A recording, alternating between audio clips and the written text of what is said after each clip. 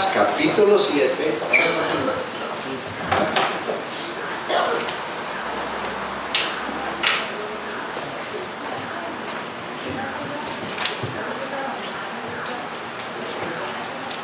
Y vamos a leer del verso 1 al verso 10. Y dice así la palabra del Señor. Después que hubo terminado todas sus palabras al pueblo que le oía, entró en Capernaum. Y el siervo de un centurión, a quien éste quería mucho, estaba enfermo y a punto de morir. Cuando el centurión oyó hablar de Jesús, le envió unos ancianos de los judíos, rogándole que viniese y sanase a su siervo. Y ellos vinieron a Jesús y le rogaron con solicitud, diciéndole: es digno de que le concedas esto, porque ama a nuestra nación y nos edificó una sinagoga. Y Jesús fue con ellos. Pero cuando ya no estaban lejos de la casa, el centurión envió a él unos amigos, diciéndole: Señor, no te molestes, pues no soy digno de que entres bajo mi techo, por lo que ni aún me tuve por digno de venir a ti. Pero di la palabra y mi siervo será sano. Porque también yo soy un hombre puesto bajo autoridad y tengo soldados bajo mis órdenes. Y digo a este: ven, y va. Y al otro: ven, y viene. Y a mi siervo: haz esto, y lo hace. Al oír esto, Jesús se maravilló de él, y volviéndose dijo a la gente que le seguía: os digo que ni aún en Israel he hallado tanta fe. Y al regresar a casa, los que habían sido enviados hallaron sano al siervo que había estado enfermo. Que el Señor bendiga su palabra. Pueden sentarse. El mensaje de esta noche lo he titulado: la autoridad delegada en lo natural también funciona en lo espiritual. Repito, la autoridad delegada en lo natural también funciona en lo espiritual.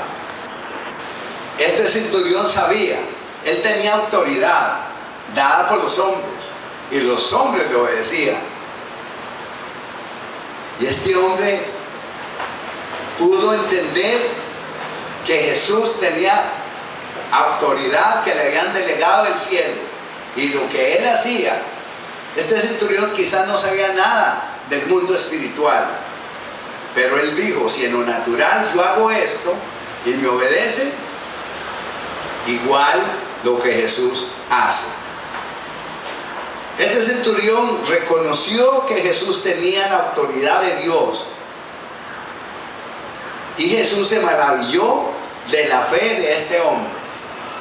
Jesús encontró un hombre de fe y lo ilustró muy bien, diciéndole: yo soy hombre bajo autoridad. Y dijo a este: ven, y va. Al otro: ven, y viene. Y al otro: hace tal cosa, y él va y la hace. Entonces esta noche vamos a meditar de cómo Jesús hizo un milagro con este enfermo que estaba a punto de morir, porque dice ahí que el siervo del centurión, quien él quería mucho, estaba enfermo y a punto de morir. O sea, no tenía una gripe. Uno sabe que cuando alguien está a punto de morir, a veces los médicos le dicen a las personas: mire, puede ser que viva 6 meses, pero quizá se va en 3 meses. Eso dicen ellos conforme a la ciencia, pero resulta que Dios puede cambiar. Y Dios dice, no se muere. Y aquel que lo daban por muerto en 6 meses, cuando se lo encuentra uno tiene 15 años. Pero no era que estaba muy mal y que ibas a morir. Sí, pero Dios hizo un milagro, porque Dios sigue haciendo los milagros. Solamente que hay que creer. ¿Qué hizo este centurión cuando su siervo ya casi moría? Él se enteró que Jesús andaba cerca. Dice que oyó hablar de Jesús y entonces él se movió rápido.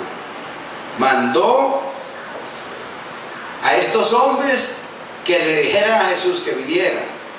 Pero me imagino que se quedó meditando en casa y al rato dijo, no, ¿para qué? Él no tiene que venir. Él solamente puede hacer una cosa, porque reconozco que tiene autoridad. Y si Él habla, algo va a suceder. De ahí que vemos que los hombres llegaron a Jesús y le rogaron, diciéndole, este hombre merece que lo ayudes, porque es un hombre bueno, hasta una sinagoga nos ha construido. Parece que no era seguidor de Jesús, no dice aquí que él estaba, el centurión, ahí en la iglesia o en la sinagoga, pero había construido, les edificó una sinagoga, dice en el verso 5. Pero dice el verso 6 que él envió a unos amigos. Pues después que meditó, se puso a pensar, ¿para qué traer al maestro? Vaya, dígale que no venga. Es más, yo no vine porque él se consideraba indigno. A veces nos sentimos así. Hay gente que no le pide a Dios un milagro porque dice, no me merezco. Es que yo no soy tan bueno. Yo no soy tan bueno, que he hecho maldades. Y eso es para otros, ¿saben? ¿Saben la cosa? Dice la Escritura que el Señor no vino por los sanos. Él no vino por los buenos. Él vino por los que se habían perdido. Por eso, hoy muchos de nosotros estamos aquí porque Él tuvo misericordia. Estábamos bien perdidos. Y oímos de Jesús y nos rendimos a Él. Decidimos seguirlo a Él. Decidimos cambiar nuestras vidas, pero no con nuestras fuerzas, sino que Él viniera e hiciera un cambio. Porque ningún hombre en lo natural puede hacer cambios, solo Jesús, porque necesitamos el mundo espiritual. El mundo espiritual que tiene a tanta gente atrapada, que se muere tanta gente porque está agarrada por las tinieblas. Y a veces no entendemos. Tenemos la noche y el día. Y cuando estamos de día decimos, qué bonito, estamos de día. Pero cuando llega la noche, ¿verdad que nos damos cuenta que hay oscuridad? Que no andamos con tanta seguridad en la calle. ¿Por qué? Y las tinieblas aprovechan este tiempo para moverse en el mundo espiritual, para hacer daño. Y Jesús dijo que Satanás vino a robar, a matar y destruir. Y Satanás sigue haciendo eso, sigue dañando a la gente. Jesús quiere que nosotros tengamos esa fe, mire, que a veces es extraña, a veces no la entendemos, pero en la Escritura encontramos pasajes que nos ayudan a entender y que nosotros debemos tomar una decisión, así media loca. A veces nos dicen, estos cristianos están rematados. No, son medio locos, porque nos ven, ¿verdad? Nos ven palmeando, nos ven diciendo aleluya, gloria al Señor, o nos ven con la Biblia. Pero usted sabe por qué andamos la Biblia, porque un día descubrimos que este es un tesoro y que aquí hay palabras de vida eterna, que hay palabras que pueden cambiar nuestra forma de pensar, nuestra forma de vivir de la noche a la mañana. Y que si el Señor en su misericordia nos muestra su gloria, no podemos callar, tenemos que hablar de Él. ¿Por qué les digo que Él hace cosas extrañas? Ve que este hombre dice, no soy digno, aún no me siento digno de que vengas a mi casa. Él se sentía mal. Dice, ¿cómo va a traer al maestro? Él reconocía que Jesús era santo, era un escogido de Dios, su Padre. Quizás no había estado mucho ahí en la sinagoga, pero él podía percibir eso, que algo tenía este hombre. Y era una situación que no mucho la recibía, porque recuerde que él hizo milagros, sin embargo al final lo crucificaron, porque no muchos estaban de acuerdo con lo que él hacía. Aun cuando les parecía bueno que hiciera milagros, que sanara ciegos, que levantara cojos, aún resucitó muertos, pero todos conocemos, al final fue crucificado. Pero a Jesús le encanta que seamos atrevidos. En este mundo espiritual, donde no vemos nada, simplemente tenemos la palabra. Aquí predicamos su palabra porque sabemos que su palabra no regresa vacía.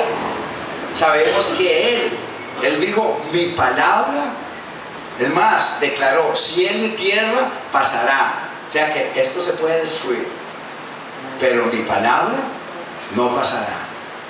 Y ya han pasado más de 2000 años cuando Él vino, y la palabra sigue vigente, sigue haciendo milagros, pero Dios espera que la gente crea, que la gente haga cosas que en lo natural parece raro.